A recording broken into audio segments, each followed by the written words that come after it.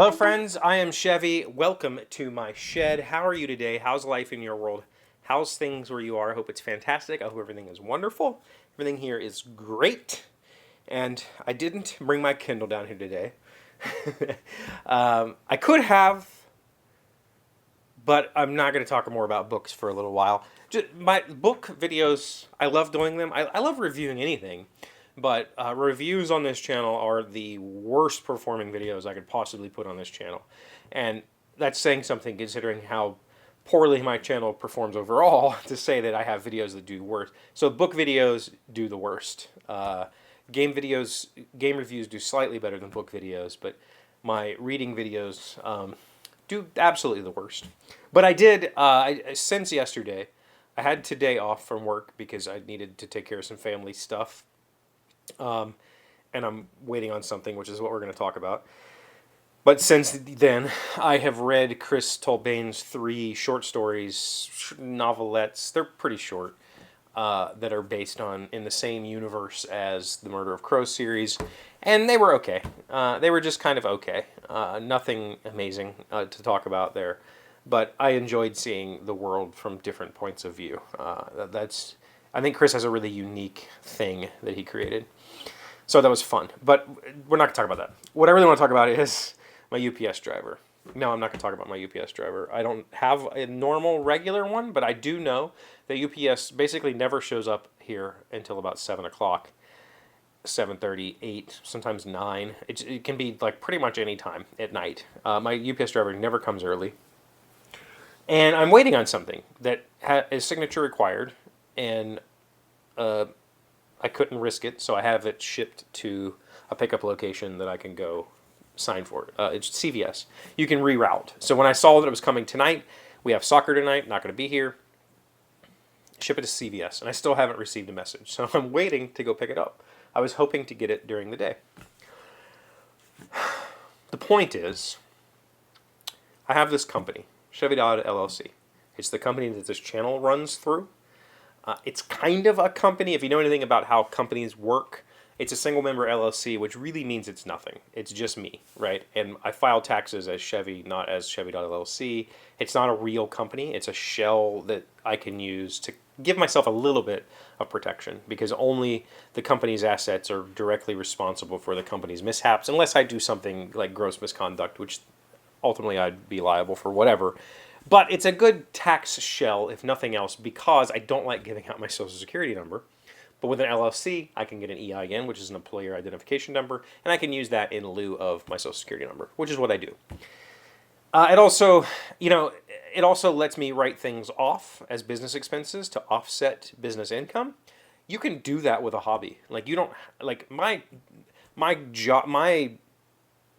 this company doesn't make enough to be a company. It's a hobby, as the IRS thinks of it. But you can write off hobby expenses if you are making money with that hobby. That's legal, right? I think. The point is, this company for the last 4 or 5 years has just made a few $100s a year, maybe $500 a year or something like that. It hasn't been a whole lot. So, but I've kept the company going just because, who knows? Well, here we are. Within the next couple of months, I am going to take ownership of my software back. I'm just going to keep it. I was going to register a new business. I'm just going to register a DBA and use my LLCs through, so I don't have to have extra bank accounts and all that stuff. There's no reason to do any of that.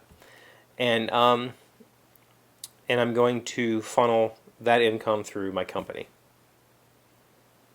Additionally, so that's a small chunk of change that I might start making. There are other opportunities available to me right now to make a significant amount of income through that company.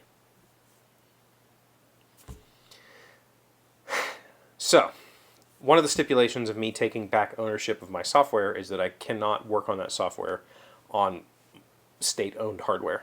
And the only hardware I currently own that is capable of working on that software is state-owned. I don't own a personal PC. I have a Chromebook. So I had to buy a laptop. I could have waited, but these other opportunities are presenting themselves, and I'm going to try them out and see what happens. Hopefully great things. But I had to buy a laptop. And we've talked about this before, but let me tell you, this laptop, I bought like a top tier mid-range laptop. I didn't buy a high-end laptop, but it's a high mid-range laptop. It's a very good laptop. But I ended up getting it for less than $800, which is great. And if the opportunities that I'm currently working on pan out, I'll have that $800 back within a couple of weeks. No big deal. The point is that ordering that laptop. So I've been poor my entire adult life. I can't say that anymore. I've been okay for the last 3 or 4 years. But for most of my adult life, I had no money in the bank. I was paycheck to paycheck, just like everybody else, with absolutely nothing in savings. And it was soul crushing. It was really bad. So I've been using an app called Greenlight. No, that's for my kids. I use an app called Digit, which just takes extra money out of my bank account and throws it into an account that I can't touch. It keeps track of my spending. It keeps track of my bills. It knows when I have regular payments due. And it moves money out as it can. So my phone is about to die. I set up an account in there to save money to buy myself a new phone. I'm going to wait until the next generation Pixel comes out, and I'm going to buy it. So the point of this story is I have $800. It's not a big deal. Spending $800, though, made me feel terrible. Like nauseous, physically ill. I mean, physically ill. I'm excited. I'm excited to have new technology in this new laptop. I'm excited to have a new opportunity that this new laptop represents. I'm excited to have an $800 business write-off. But it's a weird point in my life where I've pivoted to I'm okay. I'm okay. Everything's okay, and I can make it. But I'm still reeling from years and years and years of not being able to make it, of just barely making it, of doing everything I could to stay afloat. I don't have to do that anymore. I don't have to do side work. I don't have to take on this thing. I don't need it, but I'm going to do it because I enjoy it, right? It's no longer about, oh man, I really need that extra money to pay for Christmas, or I really need that extra money because I need a new car, or I really need that extra money because I don't need it, but I need the work. I need the opportunity, because without that opportunity, I feel like I'm stagnating. So there's excitement, but it's mixed in with a pretty heavy dose of just fear of spending that much money on an object. It's a really weird feeling, and I don't know how to describe it, but I guess if you've been poor before, you know what I'm saying. It's a weird... It's refreshing to not be destitute, but it's taken a lot of adjusting to the idea that spending money is okay. I'm okay. The good news is I have opportunities coming up, and hopefully within the next month or so we'll be able to talk about it. We'll be able to say what it is, because I think that there's a lot of potential. It's on me to realize that potential, and it's on me to take advantage of that potential. So we'll see how that works out. Thank you for being here as always. Thank you for liking, commenting, subscribing, being amazing friends and wonderful people. Do you have anything exciting going on this weekend?